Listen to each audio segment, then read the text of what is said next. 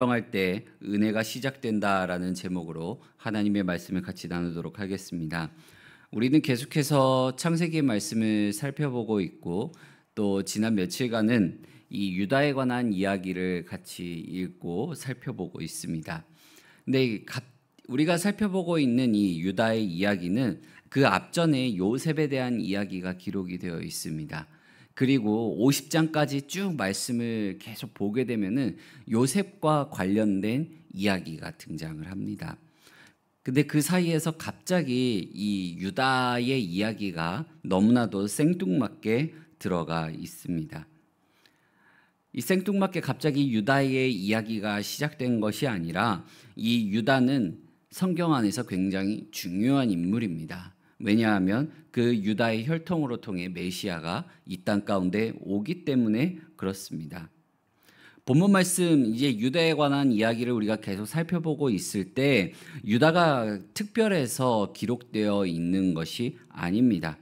그의 혈통을 통해 메시아가 이 땅 가운데 오고 있다고 전하고 있지 않습니다. 유다가 특별해서 그의 혈통으로 메시아가 온 것이 아닙니다. 오히려 우리가 지난날 말씀들을 통하여 보았을 때 유다의 모습은 더 타락한 모습을 보여주고 있습니다.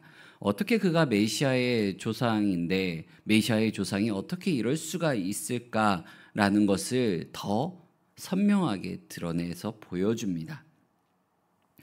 이 유다가 타락한 모습을 보여주는 그 원인은 유다는 형제들을 떠나 가나안 사람들과 어울렸기 때문에 그렇습니다. 세상 사람들과 어울리다 보니까 그 가운데 영적으로 함께 타락해 갔던 겁니다. 그 가운데 이제 유다는 어떤 아픔을 겪습니까? 아들들을 차례대로 잃기 시작합니다. 그리고 오늘 우리가 읽은 이 말씀을 보게 되면은 그의 며느리 다말이 시아버지를 속이는 그런 일까지 벌어지게 됩니다. 말씀을 다시 보더라도 유다가 어떻게 이스라엘의 왕의 지파가 되었을까?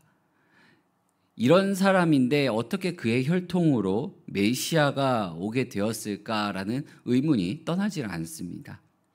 그러나 하나님께서는 유다의 어떠함 때문에 그를 메시아의 조상으로 선택하신 것이 아니라 오로지 하나님 자신의 뜻에 의해 먼저 유다를 선택하셨습니다. 왕의 지파로 선택하셨고요. 그리고 그를 통하여 메시아가 이 땅에 올 것을 계획하고 계셨습니다. 더 나아가 오늘 본문 말씀을 보게 되면 유다가 자신의 죄를 인정할 때에 하나님께서 비로소 그의 수치를 뒤집어서 그의 가문을 이어갈 수 있도록 허락해 주십니다. 이는 훗날 이스라엘 백성들이 죄악을 저질렀음에도 불구하고 회개하고 돌아만 온다면 언제든 하나님께서 이스라엘 백성들과 맺으셨던 그 언약의 근거에서 그들을 돌봐줄 것을 드러내고 있습니다. 하나님의 신실하심을 나타내고 있습니다. 오늘날에도 마찬가지입니다.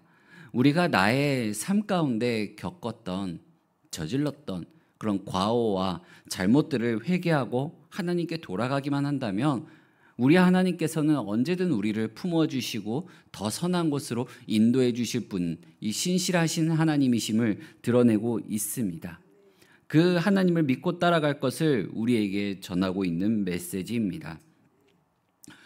유다는 오늘 우리가 읽은 이 말씀을 보게 되면 눈앞에 있었던 이 여인이 자기의 며느리 다말인지도 알아보지 못하고 오히려 가나안 우상들을 섬기는 그 성전 안에 있는 창녀로 여겼습니다. 그렇게 이 유다라고 하는 사람이 얼마나 이 난잡한 성생활을 해왔는지 드러나는 순간이었습니다. 그는 하나님의 백성임에도 불구하고 성욕이 더 앞서는 사람이었습니다. 이것을 해결할 수만 있다면 가나안 사람들이 숭배하는 그 우상들 성전 안에서 이렇게 창녀로서 지내고 있는 사람과 몸을 섞더라도 아무렇지 않은 것으로 여겼습니다. 그는 그 자신의 욕구를 해결하기 위해 눈앞에 보이는 창녀, 며느리인지도 알아보지 못하고 그에게 들어갔고 그에게 값을 치르지 못하니까 자신의 물건들을 담보로 맡기게 됩니다. 그리고 오늘 우리가 읽은 이 말씀을 보게 되면 염소 새끼를 보내서 이제 자신의 담보물들을 찾으려고 했습니다. 이건 뭐냐면 완전 범죄를 행하려고 한 것입니다. 내가 이렇게 남들이 보더라도 부끄러운 일, 특히나 나의 형제들, 나의 부모가 봤을 때에 손가락질하고 질책받을 만한 그 일을 덮으려고 한 것입니다. 그러나 그의 계획은 실패로 돌아가게 됩니다. 23절 말씀을 같이 한번 읽어보겠습니다. 유다가 이르되 그로 그것을 가지게 두라. 우리가 부끄러움을 당할까 하노라. 내가 이 염소 새끼를 보냈으나 그대가 그를 찾지 못하였느니라. 유다의 말을 보면 그는 자신의 죄악을 회개할 생각이 없습니다. 회개할 생각이 없고요. 오히려 무슨 생각을 하게 되냐면 사람들 앞에서, 특히 형제들과 자기 가족들 앞에서 내가 망신을 당하지는 않을까, 그것을 더 중요하게 여기던 사람이었습니다. 자신의 수치스러운 모습은 어떻게든 가려가지고요, 창피함을 면하고 싶어 합니다. 그는 자신의 죄를 감추려고 했지만 오히려 성경은 그의 잘못된 모습을 기록하며 오늘 수천 년이 지난 오늘까지도 우리에게 이 유다의 추악한 모습, 타락한 모습을 전해주고 있습니다. 이것은 우리는 하나님 앞에서 가릴 수 있는 것이 하나도 없다라는 것을 알려주고 있습니다. 우리는 우리의 죄악된 모습들, 남들에게 보여주기 부끄러운 그런 모습들을 어떻게든 감추려고 하고, 그것을 내가 이런 죄를 저질렀습니다, 나에게 이런 부끄러운 모습이 있습니다, 나에게 이러한 연약함이 있습니다, 고백하기는커녕 오히려 그것을 더 감추고 드러내지 않으려고 합니다. 하지만 하나님 앞에 감출 수 있는 것은 없다라는 것을 알려주고 있습니다. 특히나 오늘날 수많은 사람들이 자신의 잘못과 연약한 모습들을 인정하지 않으려고 합니다. 오히려 드러내려고 하지 않습니다. 그 이유 중 하나가 무엇이냐면 책임 있는 삶을 살려고 하지 않기 때문에 그렇습니다.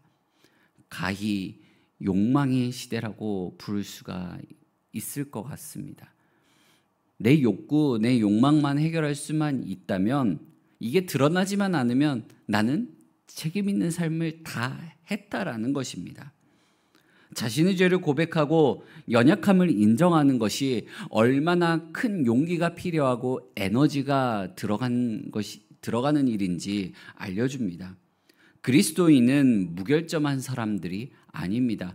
오히려 내가 죄인이라는 사실을 철저하게 인정하고 하나님께 그 가운데 더 큰 은혜를 받았음을 말할 줄 아는 사람입니다.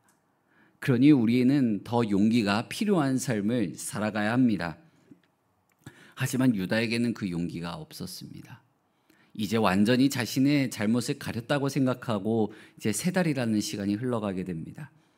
이때 자기의 며느리 다말이 행음했다는 사실과 그 행음으로 말미암아 임신했다라는 소식이 유다의 귀에 들리게 됩니다. 이 소식을 들은 유다는 굉장히 위선적인 반응을 보입니다. 24절 말씀을 같이 읽어보겠습니다. 석 달쯤 후에 어떤 사람이 유다에게 일러 말하되 내 며느리 다말이 행음하였고 그 행음함으로 말미암아 임신하였느니라. 유다가 이르되 그를 끌어내어 불사르라. 유다는 자신의 잘못을 가리는 일은 어떻게든 해내려고 했던 사람입니다. 하지만 다른 사람이 지은 죄에 대해서는 정죄하려고 하는 그런 위선적인 모습을 보이고 있습니다. 이렇게 보면 유다의 모습은 한 가정 안의 가장이라고 부르기에는 너무나도 부족한 모습입니다. 그러니까 어른이라고 부르기가 참 창피한 사람이었던 것입니다. 진정한 어른은 권위주의를 버리고 약속을 지키며 공의롭게 행하는 것이 진짜 어른입니다. 내가 어른으로서 권위를 가지고 있는 것과 권위주의는 다릅니다.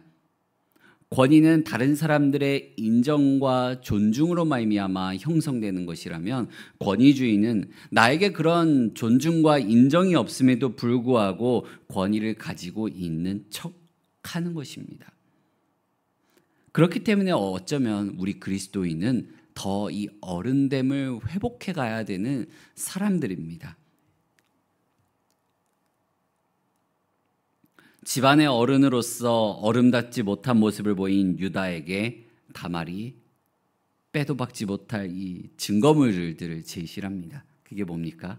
유다가 값을 치르기 전에 담보물로 맡겼던 것들입니다. 이에 유다가 그것들을 보자마자 어떻게 했다고 기록이 되냐? 알아보았다라고 기록합니다.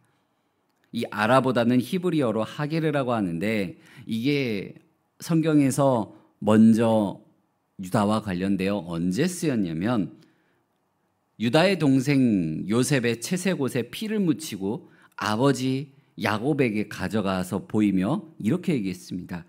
아버지 아들의 옷인가 보소서. 여기서 보소서라는 뜻으로 번역된 단어가 히브리어로 하게르입니다. 유다는 과거 아버지를 속일 때 사용했던 자신의 말이 온전히 자신에게 돌아오는 것을 직면하게 됩니다. 자신이 속였던 대로 자신도 속임을 당한 것입니다. 다말이 가지고 와서 보이는 거야. 보소서, 이게 당신의 것입니까? 아닙니까? 그리고 그것을 보자마자 유다가 알아보았다라고 기록을 합니다. 하나님은 이렇게 정의를 실현하셨습니다. 또한 하나님께서는 정의를 실현하면서 유다가 스스로 자신의 죄를 자각하고 인정하는 그런 은혜의 통로로 사용하십니다. 우리가 은혜의 통로가 되기 위해서는 먼저 나의 허물을, 나의 부끄러움을, 나의 수치를, 나의 과오를, 잘못을 인정하는 태도가 필요합니다.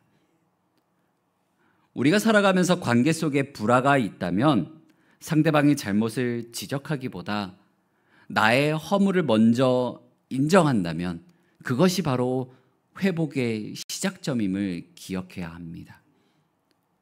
이렇게 하나님께서는 유다의 잘못도 하나님의 계획을 이뤄가는 선한 뜻으로 바꿔가시며 다말에게 쌍둥이를 출산하게 하십니다. 쌍둥이의 출생은 야곱과 에서의 출생을 생각나게 합니다. 그러나 다말의 태에서 태어난 이 베레스와 세라의 관계는 야곱과 에서의 관계와 같지 않습니다. 어머니의 태를 나올 때 이 다말의 태에서 먼저 손을 뻗은 것은 세라였지만 도로 손을 집어넣고 그 다음에 베레스가 태어나게 됩니다. 성경은 베레스가 터뜨리고 나와서 장자가 되었다라고 기록을 합니다. 다말에게서 태어난 이 쌍둥이의 출생은 유다가 비로소 죄를 인정했을 때 그의 가문을 잇게 되는 베레스가 태어나게 된 것입니다.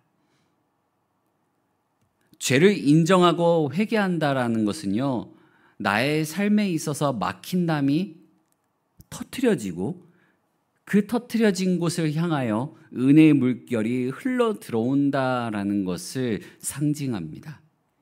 사랑하는 성도 여러분, 하나님은 우리의 과오와 실수마저도 사용하셔서 자신의 선한 뜻을 이루어 가시는 분이십니다. 교회도 마찬가지여야 합니다. 교회는 완벽한 자들만 모이는 곳이 아니라 심각한 죄인이었던 우리, 죽을 수밖에 없었던 우리가 하나님 앞에 용서받은 자들이 모여있는 공간입니다. 우리는 무엇보다도 그 사실을 뼛속 깊숙이 알고 있어야 하는 사람들입니다. 그러니 우리는 이 안에서, 교회 공동체 안에서도 서로의 잘못을 막 끄집어내고 파헤치는 것이 아니라 드러났던 다른 사람들의 잘못과 부족함을 보았을 때 우리는 그것을 어떻게 하면 은혜로 함께 세워나갈 수 있을까? 이것을 어떻게 하면 더 하나님이 보시기에 아름다운 모습으로 갖고 갈 수 있을까를 고민하며 회복시켜 나아가는 공동체가 되어야 합니다. 사랑하는 성도 여러분, 그 일을 하기 위해선 우리의 삶 속에서 먼저 막힌 담이 터트려져야 됩니다. 우리의 막힌 담이 터트려질 때 그 터트려진 막힌 담을 통하여 은혜의 물결이 흘러 들어올 줄로 믿습니다. 우리 성도님들의 삶을 통하여 은혜의 물결이 가정과 교회와 여러분들의 삶의 터전으로 흘러나가기를 간절히 소망합니다. 우리 이 시간 함께